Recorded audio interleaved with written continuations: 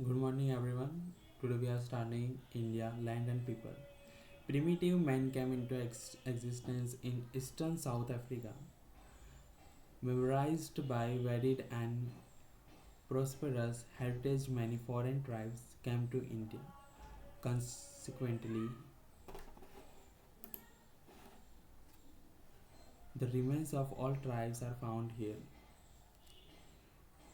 मतलब कहा जाता है कि अफ्रीका से जो भी इंडिया में आया है, जैसे कि हमारे एंशियंट इंडिया हिस्ट्री को देखें तो वहाँ पे जो आदि मानव वगैरह थे वो साउथ अफ्रीका से ही थे, और वहाँ से ही उनके जो एविडेंस है वो मिले हैं कि उनके एग्जिस्टेंस होने के। तो जो भी है वो वहाँ से ही इंडिया आया है, साउथ अफ्रीका से। The Dravidians were considered to be the most ancient people of India, but the modern researchers of linguistics and anthropology have proved that even before the Dravidians, six more tribes came and settled in India. Let's explore more about them. कहा जाता है कि Dravidian ही सबसे पुरानी tribe है, पर बहुत सारे एंथ्रोपोलॉजिस्ट ने भी ये बताया है कि इसके अलावा भी सिक्स ऐसी ट्राइब्स है जो उससे पहले आई थी। तो उसमें जो पहली है नेग्रिटोइट हस्बी people. Some historians believe that Negrite or Negros are the most ancient inhabitants of India. They came from Africa by Balochistan to India. They were black, having height of 4 to 5 feet and curly heads. ये बलूचिस्तान जो है वो south Pakistan में है, और वहाँ से root होकर अफ्रीका से बलूचिस्तान होकर इंडिया में आए थे ये लोग। और उनकी जो अपीरियंस है black, having their black and height 4 to 5 feet and curly heads. Second है Australoid Nishad people. People of this tribe came from South East Asia. South East Asia यानी कि ये सऊदी अरेबिया की दुबई जो भी है अरब, वहाँ से ये लोग हैं। Their physical feature were black skin with broad head, flat nose, short in height, etc. The Aryan who came later onto India called them Nisar. The origins of the tribe like Kol and Munda, Khasi tribe of Assam, the tribe of Nicobar and Myanmar have similarities to the Australoids. Their contribution in the development of Indian culture and civilization is immense.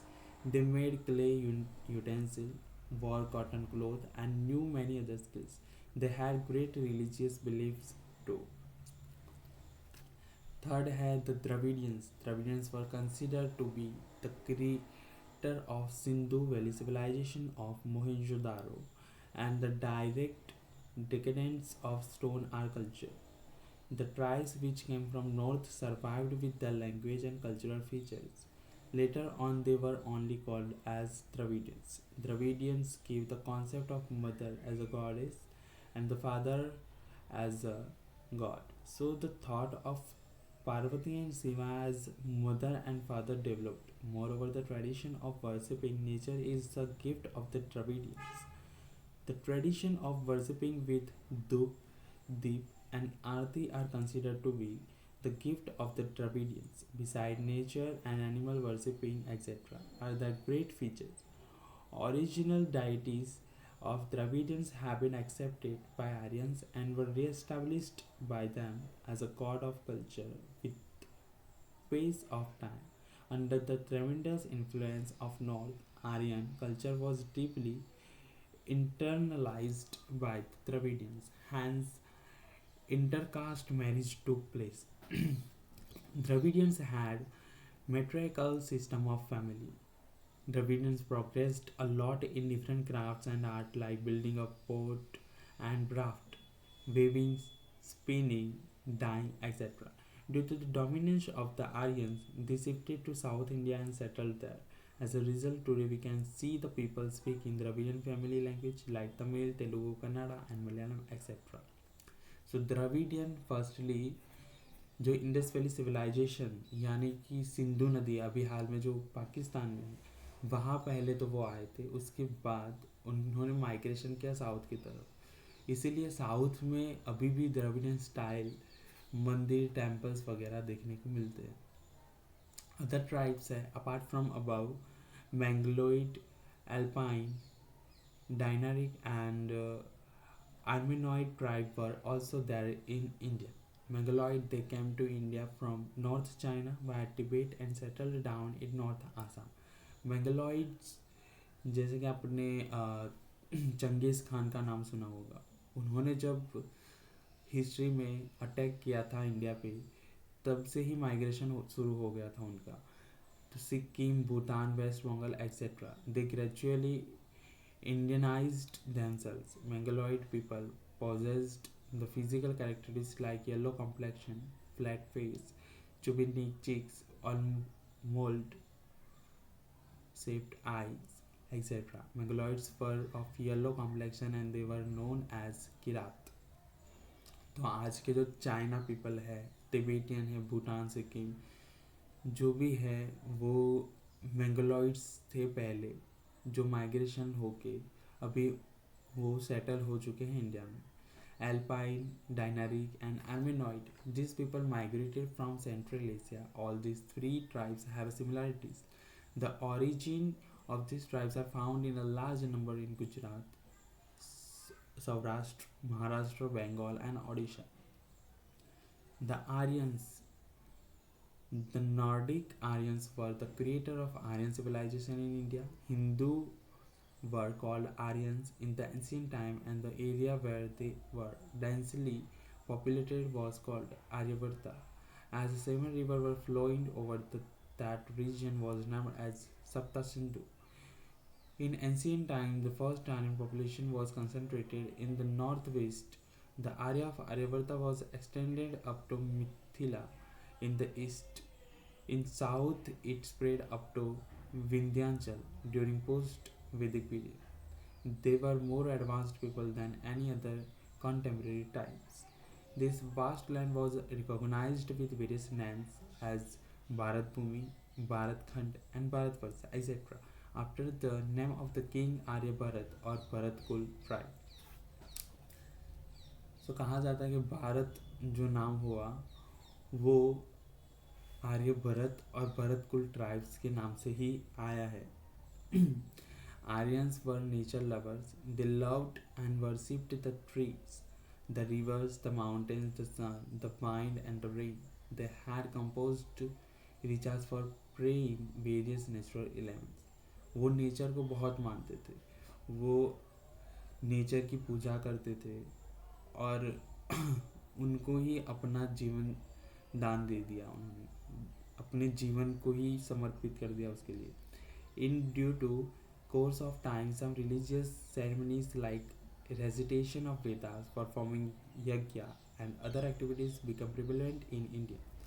There was a fine amalgamation of those tribes with their specific style of living, and harmonious culture was formed, which gave India a glorious and prosperous heritage. These foreigner and Indian tribes amalgamated in such a way over a long period of time that they lost their individual identity through intercaste marriage.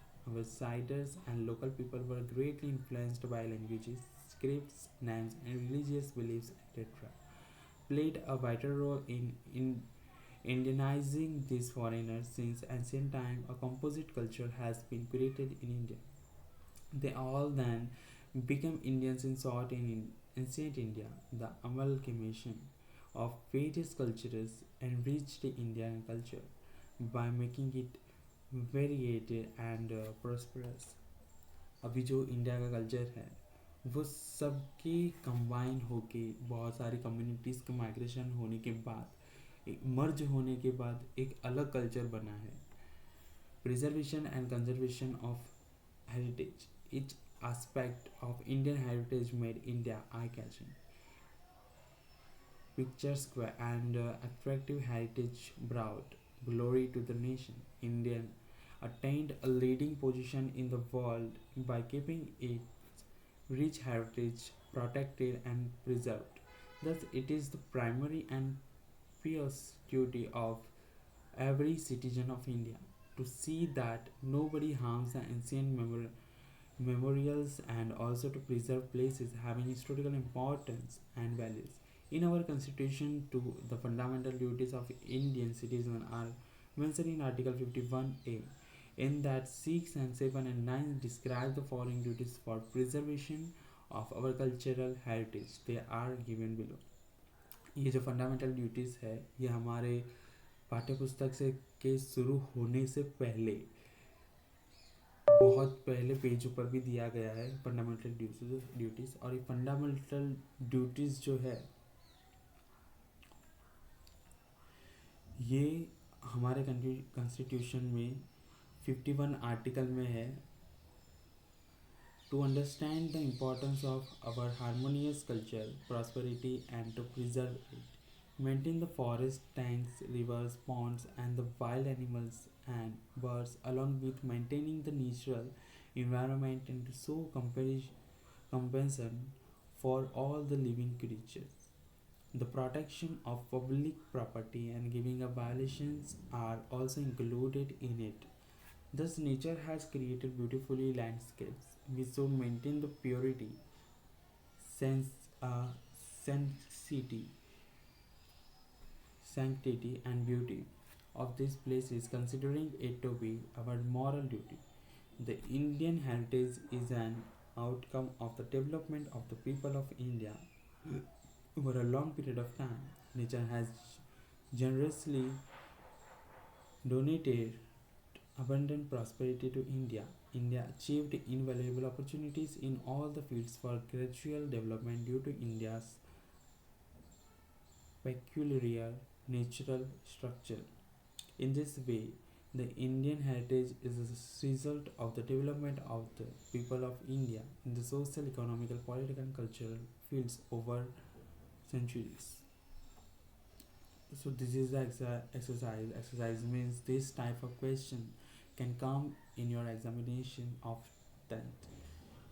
Give details of the Aryan and Dravidian race.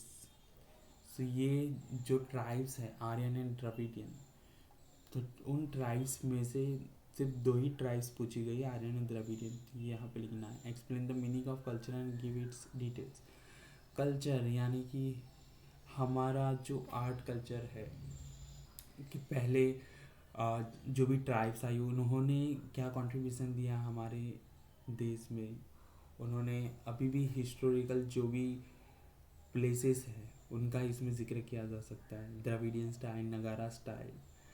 Cultural heritage of Gujarat, explain in details. Cultural heritage जिसमें हम जो भी धोलावीरा और लोथल में जो evidences मिले Indus valley civilisation के, और उनमें से जो भी हमें एक पुतला या फिर गुड़िया मिली जिसमें वो डांसिंग का पोस्चर है, वो सब हम इसमें इंक्लूड कर सकते हैं। Explain our constitutional duties for preservation and conservation of heritage. जैसे कि आपको बताया 51 अमेंडमेंट में हमारी जो आर्टिकल में कॉन्स्टिट्यूशनल ड्यूटीज़ जो है फंडामेंटल ड्यूटीज़ जिसे हम कहते हैं उसका जिक्र है, वो यहाँ पे लिखना है हमें। Explain the meaning of natural heritage and state what does it comprise of. Natural heritage, natural heritage यानी कि जो पहले से कुदरत की तरफ से हमें मिला हुआ है, जो इंसान ने नहीं बनाया है, वो सारी चीज़ें यहाँ पे हम लिख सकते हैं। जैसे हिमालय है और समुद्र तट पे जो भी कल्चर हमारे जो नेचुरल हेरिटेजेस है उनके बारे में हम यहाँ पे लिख सकते हैं। Right about cultural heritage of India.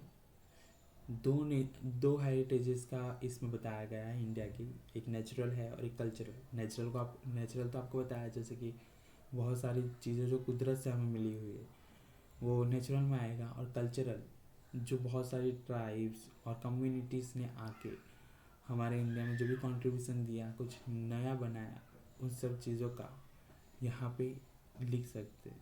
India के अंदर हम गुजरात का भी इंक्लूड कर सकते हैं साथ में, पर गुजरात में सिर्फ गुजरात के जितने भी डिस्ट्रिक्ट्स हैं उनके अंदर जो भी डेवलपमेंट हुआ वो सब कल्चरल हम यहाँ पे लिख सकते हैं. Answer the following question in short. What is the other name by which Aryans were called? Aryans were called like Bharat Varsha and Aryavarta, like this. यहाँ पे हम लिख सकते हैं write a short note on Negrito it हफ्सी. हफ्सी जो ट्राइब्स थी उनके बारे में हम बता सकते हैं कि उनकी आई, उनका कलर यहाँ पे लिख सकते हैं. Which animals are shown on our national currency.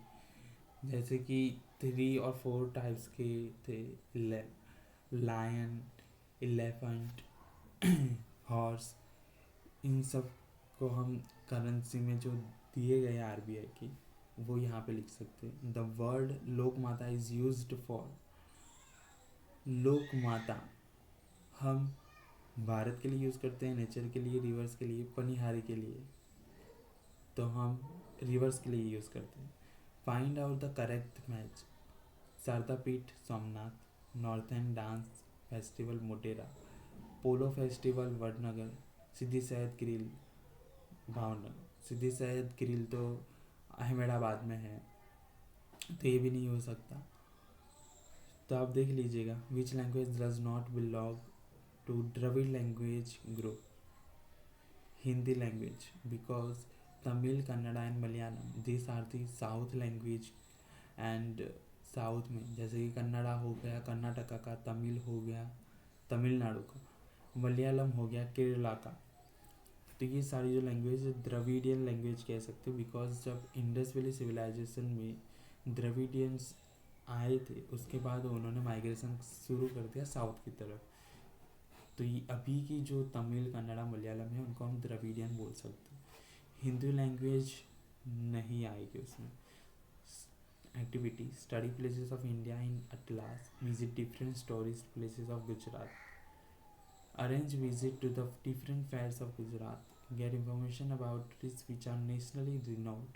For example, neem trees of Lunwa in Siddhapur and banyan tree of Kantharpur, Gandhinagar district.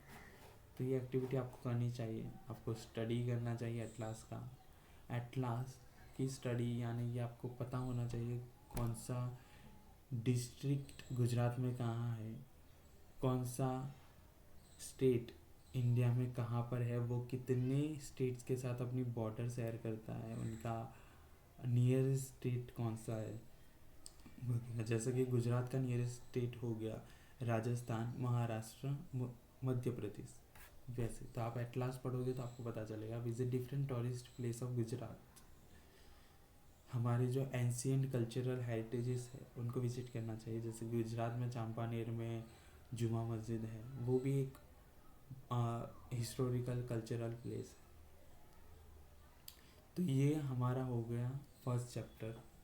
अब नेक्स्ट लेक्चर में हम सेकंड चैप्टर का शुरुआत करेंगे.